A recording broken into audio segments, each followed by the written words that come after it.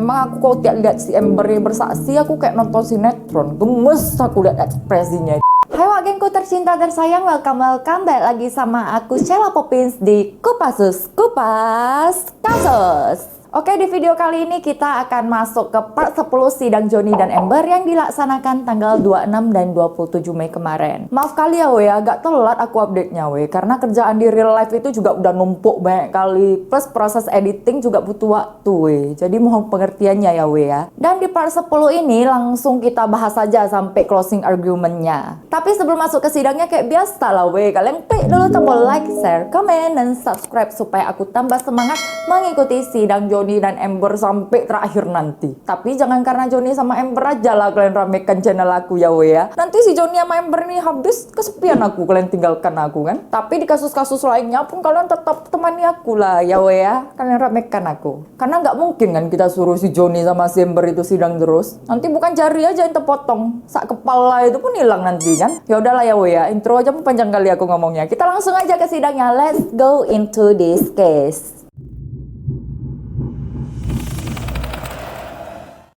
Sidang tanggal 26 Mei kemarin diawali dengan seorang dokter ahli bedah tangan bernama Dr. Richard Gilbert yang didatangkan sebagai saksi bantahan si Johnny. Jadi Dr. Gilbert percaya kalau botol yang dilempar dari jarak jauh terus kena ke tangan yang bertumpu di meja kayak gitu yang berbahan dasar marmer itu dapat mengakibatkan patah tulang dan terpotongnya jaringan lunak atau merotol ini dagingnya. So intinya kata Dr. Gilbert dia setujulah sama klaimnya si Johnny. Sementara Dr. Gilbert juga ada cek dari kesaksian si Ember katanya nggak mungkin si Johnny ini mengalami cedera jari terpotong hanya karena meninju telepon di dinding itu. Yang menurut aku pun gitu kalau misalnya lah si Johnny ini menghancurkan telepon yang ada di dinding kan, pasti tangannya itu dikepalkan sama dia kan. Tangan kepal kayak gini nampak kalian kan. Habis itu ditumbuk-tumbuknya lah telepon itu. Pas dia ngepal kayak gitu kan jari tengahnya otomatis di dalam sini kan kan.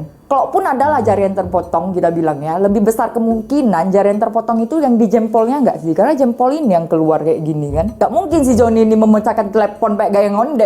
Nakal kan nggak mungkin kan Setelah itu seorang penyidik forensik komputer bernama Julian Hackett dia didatangkan dari pihaknya si Ember. Nah, tugasnya di sini untuk mengidentifikasi keaslian foto. Nah, dia menyangkal pernyataan Newmaster yang kemarin kita ada bahas di part 9 bahwa foto luka Ember itu udah diedit. Di sini Julian mengatakan kalau tidak ada alasan buat dia untuk meragukan foto si Ember. Bagi dia fotonya si Ember itu asli semua setelah dicek sama dia. Jadi pengacara Johnny menunjukkan dua foto ke si Julian ini. Ditanyanya ke Julian kayak gini.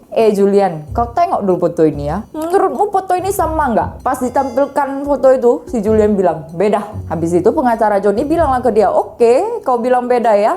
Nah ini ada nama file, ada waktu pengambilan fotonya juga. Nah setelah ditunjukkan si Julian itu cuma bilang, oh kau dari visual sih beda ya dilihat-lihat katanya. Dibahas lagi sama pengacara si Johnny. Berarti secara visual beda, tapi diambil di jam yang sama, menit yang sama, detik yang sama, bahkan nama filenya pun sama. Kayak gitu Kak Julian. Jadi Julian pun jawab lah kan, itu yang ditunjukkan sama metadata. Bisa jadi nggak bisa dijawab sama dia kan. Tapi mulai mikir juga aku dua foto itu memang memiliki pencahayaan yang berbeda, tapi gambarnya sama. Misalnya lah kan, di menit sekian si Ember foto di lampu kuning nih. Nah habis itu dia mau pindah ke lampu putih. Tapi harusnya kan menitnya itu atau detiknya lah kita bilang berbeda dia kan. Bilang lagi dia lari-lari, habis itu foto dia pasti beda kan itu detiknya kan. Nah masalahnya ini sama semua. Latarnya pun sama, cuma warnanya aja yang beda. Nah sekarang kita masuk udah kalian tunggu-tunggu ini pasti partnya. Kesaksian kedua kali kakak Ember. Diawali dengan pertanyaan dari pengacaranya sendiri. Ember, kayak mana menderitanya kau gara-gara hujatan di media sosial akibat dari pernyataan Workman? Jadi Ember langsung lah kan dia beraksi kan. Aku sangat menderita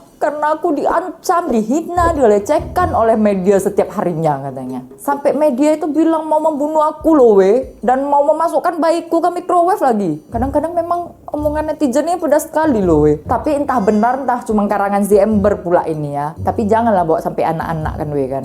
Nggak tahu apa-apa loh bayi itu. Kasihan. Terus Ember juga bilang aku kan punya hak untuk berbicara mengenai apa yang terjadi sama aku selama ini. Jadi tolonglah kalian hargai aku aku kan manusia juga. Aku menderita serangan panik loh dan terbayang-bayang trauma masa lalu aku. Entah drama atau kayak mana lah ya Ini aku kasih kalian cuplikan videonya aja cara ngomong dia. Coba kalian nilai sendirilah. How have you suffered publicly as a result of the Depp Waldman statements? I am harassed, humiliated, threatened every single day.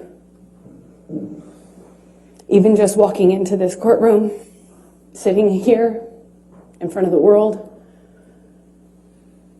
having the worst parts of my life, things that I've lived through, used to humiliate me. People want to kill me, and they tell me so every day. People want to put my baby in the microwave. Dan setiap si Amber ini bersaksi, weh, bukan apalah aku. Kalian cek aja, aku selalu netral sih sebenarnya. Ada yang nggak logis, ya aku masukkan pendapat aku sesuai pandangan aku kan. Tapi ada juga yang komen, weh, bilang-bilang aku menjelekkan si Johnny. Kayak mana kan, heran kali aku. Memang aku kalau tiap lihat si Amber ini bersaksi, aku kayak nonton sinetron. Gemes aku lihat ekspresinya itu. Bisa berubah-ubah suka-suka dia. Nampak kali dia itu nggak alami. Makanya jadi ngegas kadang aku bahasnya. Amber, other than the threats that you've described, what other threats have you endured since the Depp Waldman statements were made? I receive hundreds of death threats regularly, if not daily. Thousands since this trial has started. People mocking my testimony about being assaulted. Making fun of my... Objection relevance. Non-responsive. Goes to damages. You can continue. It's been agonizing, painful, and the most humiliating thing I've ever had to go through.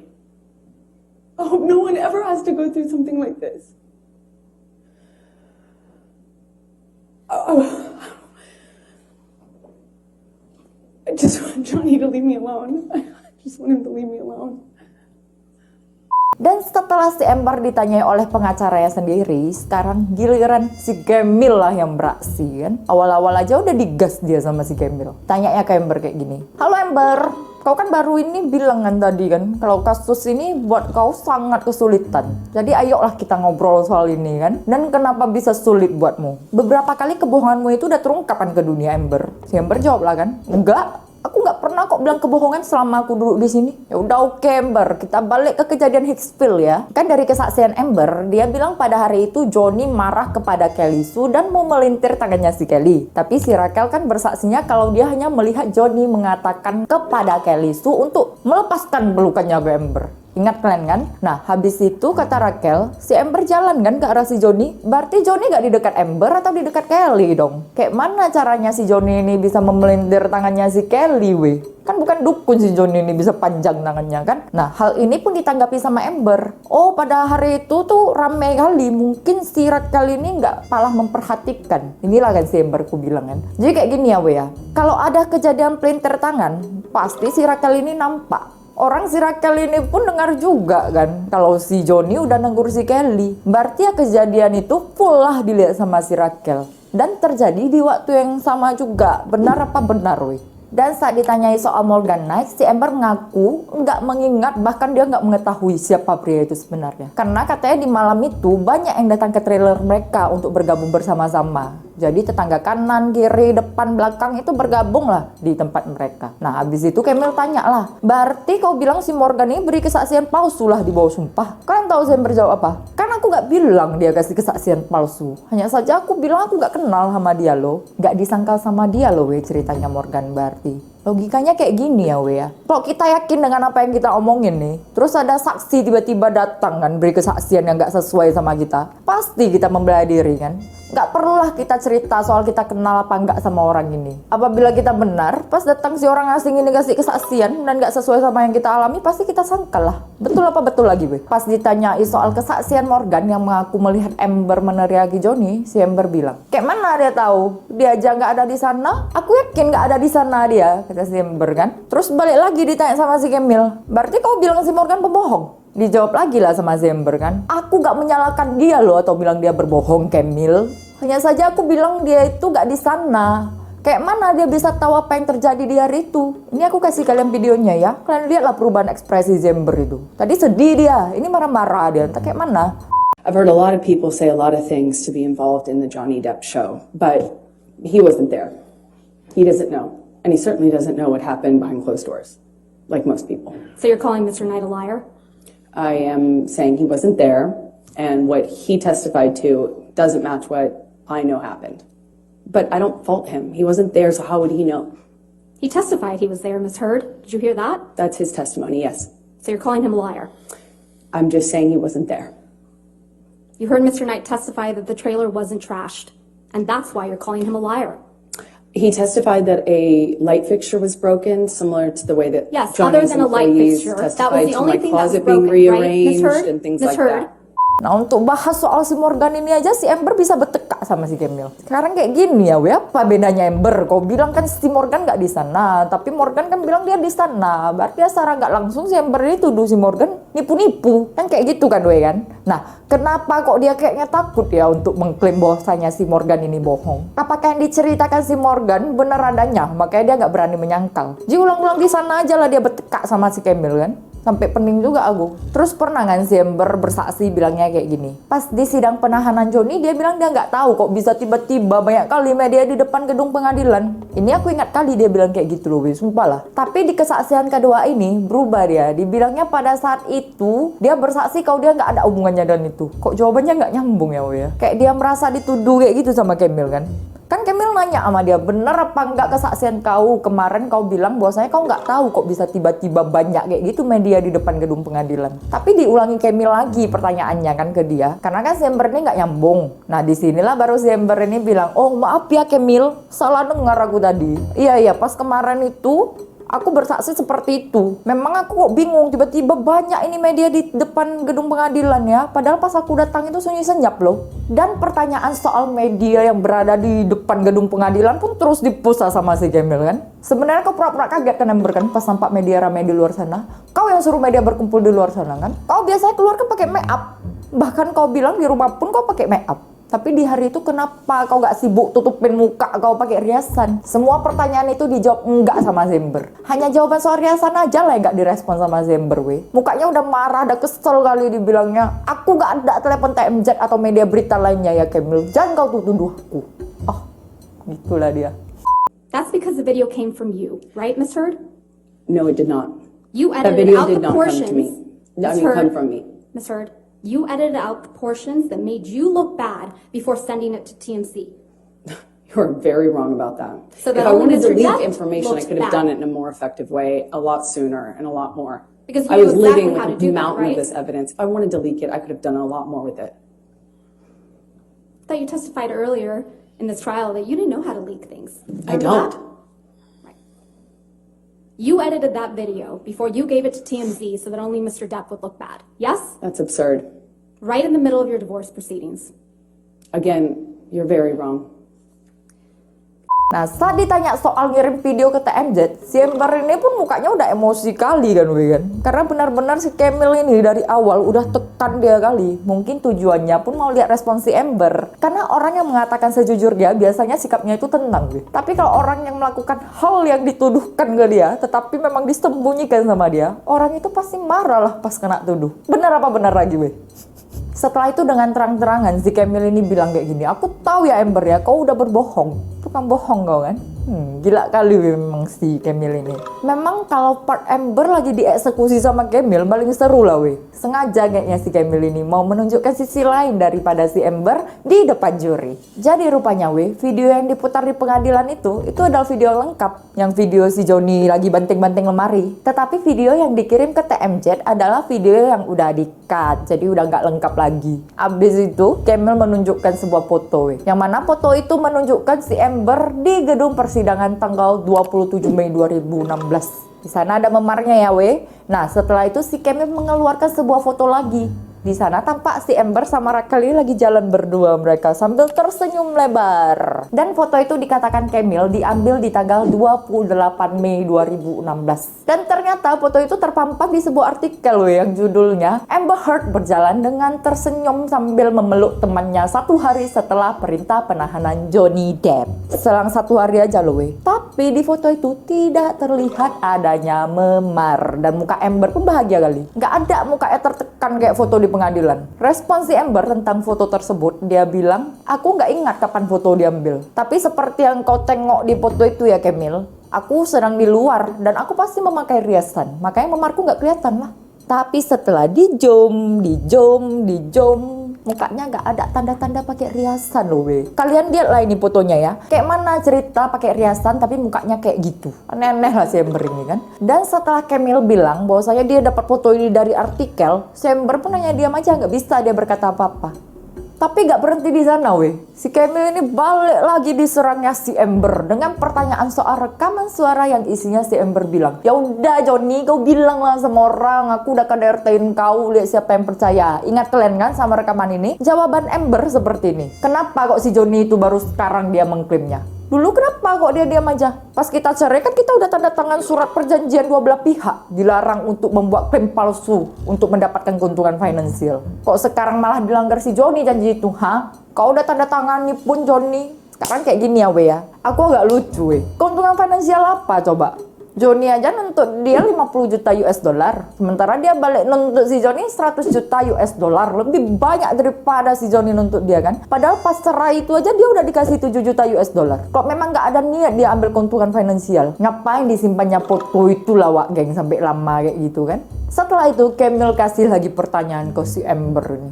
Udah kayak masuk ke oven si Amber itu, dimasukkan si Camille ke oven kan. Kau pasti gak nyangka kan Amber, banyak orang yang dukung si Johnny. Sampai si Kate Moss pun bersaksi untuk Johnny. Kaget kau kan? Aku tahu kok akan banyak orang yang keluar dari persembunyiannya mereka untuk dukung si Johnny. I know how many people will come out and say whatever for him. That's his power. That's why I wrote the op-ed. I was speaking to that phenomenon. How many people will come out in support of him and will fall to his power? He is a very powerful man, and people love currying favor with powerful men. Currying and I know favor that and firsthand. I've risking lived jail it. time for committing perjury. Excuse me. I didn't hear your You question. didn't hear Excuse my me, question. Ms. Vasquez. If you do Curry- mind, please just repeat the question. I didn't hear you. Curry favor and commit perjury in this courtroom? I have For a seen people do powerful this. man? I have seen people do this time and time again. That's why I wrote the op-ed. You didn't expect Ben King, the house manager in Australia, to show up from England. He flew from England to testify that Mr. Duff's fingertip was found exactly where he said it would be. Did you? I have never heard Johnny testify to knowing where his finger was, or really, frankly, making a claim that he knew where it was when it was found. I've never heard Johnny claim that. You didn't expect Johnny Keenan doesn't- Wyatt. Johnny has never Ms. actually Heard. said that. Ms. Heard. And I think the Ben jury King, can. yes. Ms. Heard, there's no question, can you? You didn't expect Keenan Wyatt, Mr. Depp's longtime sound technician, to show up and testify that Mr. Depp is not being fed lines through his earpieces, but instead music, did you? Not that it matters much, but of course I did. I know how his employees treat him. So you I know how probably- his team treats him. Of course I expected that. Okay, so you probably expected Isaac Baruch to come and testify for Mr. Depp, right? I'm not sure I thought about that. But you didn't expect Mr. Baruch to weep for Mr. Depp after what you've put him through and so many others with your lies. I did you? relate to Isaac because he and I are There's the no only further ones who questions, Your cried Honor. on this stand. Nothing further. Ngaku lagi dia kan we kan, kok secara nggak langsung op-ed itu mengarah ke si Johnny. Kok gemes ya aku sama si Amber ya. Bedakan ya orang yang menjilat dengan orang yang tulus itu kayak mana. Itu kawan-kawan kau Amber tinggal di penthouse aja gratis. Nanti kau yang penjilat baik-baik sama orang demi keuntungan, kau apalagi sama orang yang banyak duit. Aku tiap Amber ini ngomong pasti kesel aku. Dari cara dia ngomong aja nampak dia itu agresif loh orangnya. Habis di Camille selesai gantian pengacara Amber yang nanya lagi. Di sini mukanya sedih lagi berubah dia. Bisa naik turun kayak gitulah ekspresinya. Makanya aku suka palak jadi tengok dia. Sebenarnya dia sama si Johnny ini sama-sama ada salahnya cuman kepura-puraan si Amber bikin orang kesel. Biasa aja kenapa kau Amber, gak usah dibuat kali. Makin dibuat kau makin dihujat orang. Ayolah bersikap alami layaknya orang trauma kan. Pengen kali aku jadi guru actingnya si Amber ini tiba-tiba Dan setelah melewati minggu yang panjang, akhirnya di tanggal 27 Mei kemarin persidangan Johnny dan Amber sudah berada di tangan juri untuk dimusyawarahkan siapa yang menang, siapa yang kalah. So kita udah masuk ke sesi closing argumennya ya we ya. Juri pun udah mulai membuat kesimpulan dari sidang dan kesaksian yang diberikan selama persidangan berlangsung. Dalam sesi argumen penutup, Camille menegaskan bahwa Amber lah yang sudah mencemarkan nama baik Johnny dengan menerbitkan op-ed di The Washington Post. Dan Camille meminta agar juri mengembalikan hidupnya si Johnny lah dengan menyatakan si Amber bersalah. Selain itu, Camille juga menuduh Amber telah memalsukan foto menjadi bukti di pengadilan, serta dia udah merias sendiri memar di wajahnya. Dan seluruh tuduhan yang diceritakan Amber tidak disertai bukti foto. Jadi selama ini Amber hanya menunjukkan barang yang bersyaratkan aja kan. Bisa jadi hal itu sengaja dilakukan sama dia. Setelah itu difotonya sendiri ya kan we kan. Dan dengan tegas Camille juga berkata bahwa ada pelaku di ruang sidang ini tetapi bukan Johnny Depp, dan ada korban kekerasan dalam rumah tangga di ruang sidang ini tetapi bukan Amber Heard. Sebaliknya pengacara Amber membalas dan menyebut Johnny adalah seorang monster yang tidak hanya melecehkan Amber tetapi juga menggugat Amber dan melakukan kampanye kotor ke media setelah Amber mengajukan gugatan cerai. Gak mau kalah sama Camille, pengacara Amber juga bilang, di dunia Johnny, Anda nggak boleh meninggalkan Johnny karena dia akan memulai kampanye penghinaan global terhadap Anda. Paham ya we ya? Kalau pengacara Amber maksudnya kalau udah masuk ke kehidupan si Johnny dan orang itu mau keluar, maka Johnny akan melakukan hal apapun untuk menghancurkan orang tersebut. Jadi kayak mana ceritanya mantan-mantannya si Johnny kan? Aman-aman aja mereka, si Kate Moss, Winona, siapa lagi? Kalian tengok aja di Lika-Liku Cinta itu, aman-aman nggak ada apa-apa. Kenapa kok cuma si Amber ini yang bertingkah kan? Heran aku. Pengacara si Amber juga membantah klaim Camille soal verbal abuse yang dituduhkan ke si Amber. Bagi pengacara Amber, pelecehan verbal itu nggak termasuk sebagai pelecehan we katanya. Nah ini pun udah lain kawan ini gue tengok. Nggak tahu dia pelecehan verbal itu bisa mempengaruhi mental orang. Makanya kadang orang gara-gara lidah aja bisa nyakitin perasaan orang loh. Dan banyak orang bunuh diri gara-gara ucapan lidah ini.